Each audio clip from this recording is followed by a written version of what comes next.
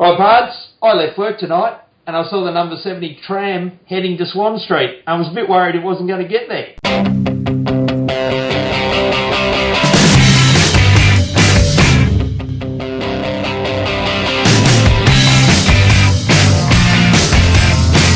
Chances are it would have got lost, mate. As we know, if you paid any attention to the internet today, Swan Street's no longer, and it's Hawke Street. Excellent work, wasn't it? It was lovely work from the team that brought us the handbagger sign down in Geelong Road 4 years ago as well. So they're to be congratulated, and I think they got even more profile this time around. Yeah, great work. All news services, every decent internet news site. Well done, boys. And I must say, I nearly got lost on Hawke Street tonight too. Come on, mate, it runs dead straight. It can't be that hard.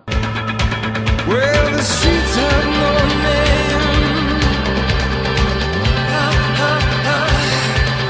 Anyway, I got here and tell me about the scores from last week's game. All right, mate, last week in our prelim final in the lovely twilight time, we had Hawthorn 13-19-97, defeating a gallant Adelaide 14-8-92. I have to say, I had a conversation with my son who, as you know, lost his own grand final by a point, being ahead all day, and he said to me on the Sunday, Dad, I was a bit worried when the Hawks were 5 points up with a minute to go. Bad memories came back. That's it, mate, and it proves again my theory, if we get 100, we're pretty safe. We had to kick another goal there, got over the 100, it was never in doubt. That's right, but it was too close for comfort, wasn't it?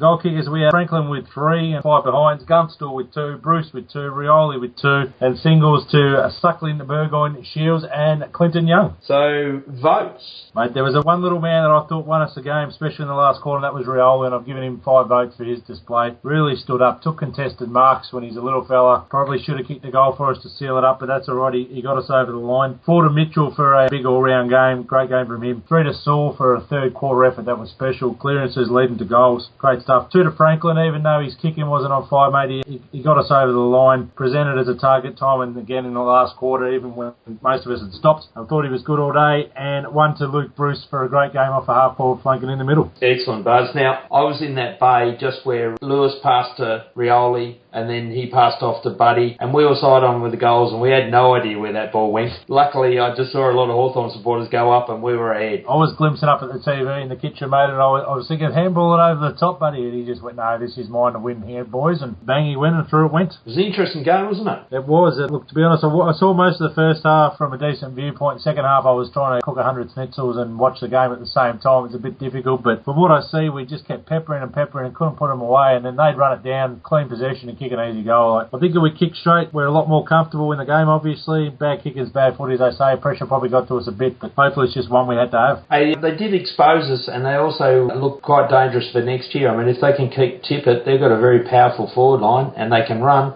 That's it, they can do, mate. They got some good pace there, good marking forwards. I don't know if they'll keep Tippett, but that's probably a big question for them. They did the right job and they got Gibson away from Tippett and Shoemaker's battle, so Shuey had no help there. They just played their cards right. They're probably not a good enough team to do it all day to us. Even though they did that, we were still in front all day, or most of it. But yeah, as they improve, we'll have to keep getting better to beat them next year. So there was some interesting players in our team, weren't there? Rubber Chest Ruffy. Turtle Lewis, was it?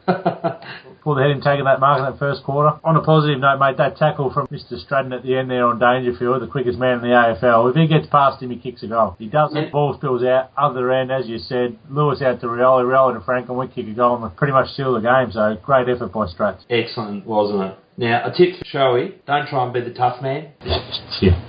He's sticking up for his mate there, but I think we'll let David Hale battle his own battles and stand there and take the kick, young Ryan. Look, not a huge amount in the bump, but he hit him square in the back, and the guy flopped forward as you would, and yeah, big turnaround from having possession and giving away an easy goal, and I don't think he'll do that again. Right. So we move on to the most important game of the season.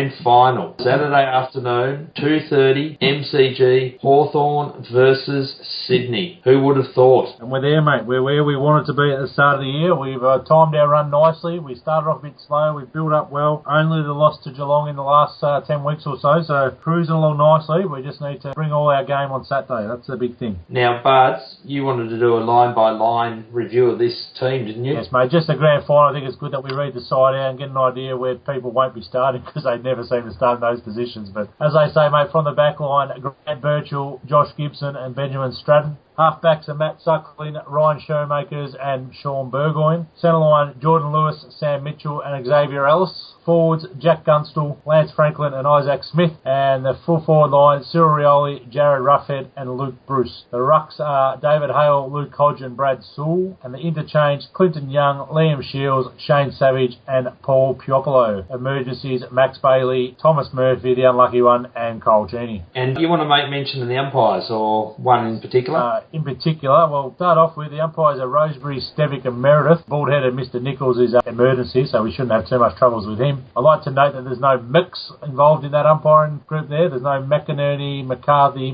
whatever it is that seem to be able to mess us up a lot, McBurney and co, so that's good. But the important one, mate, right in the middle of those goal umpires there, Miss Roffey, Chelsea, started the season for us in the Collingwood game, and she's going to end it for us hopefully with another win. Excellent. So we congratulate Chelsea. It's a superb effort, and as was mentioned on the radio on the way home, this is the first time that a female has been right up there in one of the premier games and premier world sport actually umpiring or refereeing a match like that. So that's a fair effort. It is, mate, and look, she backed herself in last week. That call of that ball coming off the knee in the Collingwood Swans game was excellent. She got it spot on. The touch, some people reckon, is over the line, but she's in the right spot. They backed her with that one as well, so good effort. She's done the job all year and she's got the flags for the game. Alright, so back to the more important place, which is on the ground, not on the sidelines or behind the goals, albeit very important to get that right. You said the bad luck story of Murphy. Is it just Murphy though? What about Guerra? What about Whitecross? Few unlucky stories. Weir and Whitecross obviously unlucky with injury. They're two walk-up starts and would be in the side no matter what. If they're both fit, Murphy's probably not in the mix, to be honest. Look, he's pretty good last week, Murphy. Struggled a bit against Collingwood. He did alright last week and he's made way for Luke Hodge. Well, that's no disgrace there. Obviously, they've decided that there's a bit more flexibility in Savage and Ellis because they're probably the other two that might have been in contention. Ellis can probably go back forward or in the middle and Savage can go forward or in the middle. So a bit more flexibility there. They've gone with that option. I wouldn't be 100% sure the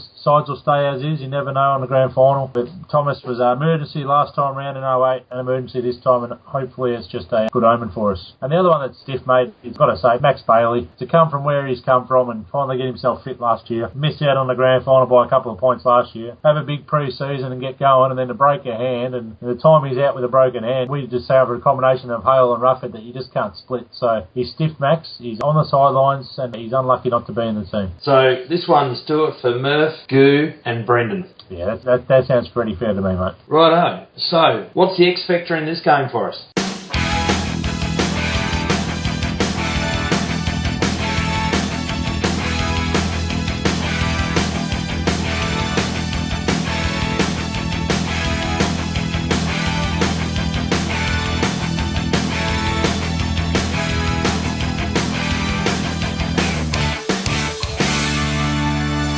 Look, mate, I think the biggest thing is our ability to score versus theirs. We're quite capable of kicking 15 to 20 goals in the game without too much hassles. I don't think they are. So we need to be really on the ball with our attack. Obviously not let them get out to the jump they had on us last time. But you saw in that game, once we got into the game, they really struggled to stop our scoring ability while they couldn't get up themselves. So that's a big one for us. Pile the goals on and run hard that way. So obviously Franklin's got to have a big part in that. His last grand final, he played a good game, but he didn't play a great game. And I'd love to see him play a great game and really tear this one apart. But just the evenness of our forward line with Gunson and Bruce, if we get the 10 to 12 goal kickers that we're capable of having in a game, it's going to be very hard to stop us. The other end obviously is going to depend on how well our backs can zone off and look after each other and how well we control the ball so it's not coming in quick like Clarko said on the footy show tonight. It comes in quick, the boys are undersized, they're going to struggle, so we've really got to match them in the middle and slow the ball use down. And is the weather a factor?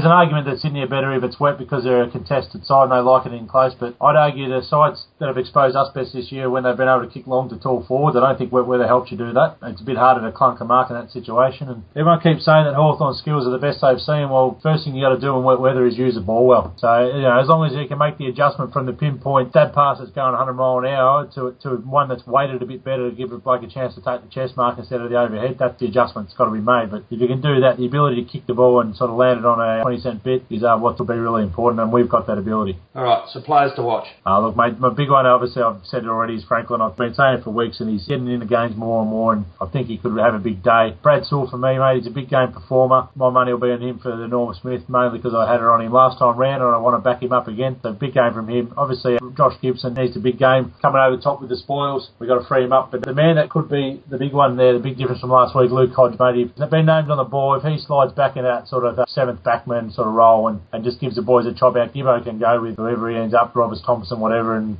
Shuey can go with Reed, and Hodgie can be the man coming over the top with his fist, because he did it in 08, won us a game and got the Norm Smith, and I reckon he can do it again as well. Here's my X Factor and Norm Smith medalist, Sean Burgoyne. Yeah, good call too.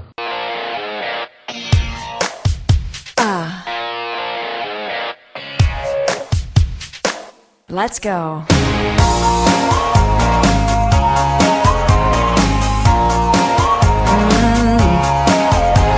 All right, so the result. Look, mate, everyone's tipping, it's going to be close. I reckon that we'll win this somewhere between 5 and 10 goals, so I'm going to go with 7 goals. I've just got a feeling that last week's really opened the boys up. Rumour had it, Hodgie obviously had that gastro. There's a few boys that were a bit under the weather last week. That's all cleared up. They look great on the track today, and I think we might blow them out of the water early and just hopefully cruise to that sort of 5 to 7 goal win. All right, well, I've got them down for 25 points. I submitted that tip today, and that's where I think it'll be. The weather might pull it back a little bit, but I'm sort of with you. If we can break it, we'll be about there. Yep, sounds good. That'd be a good result for us.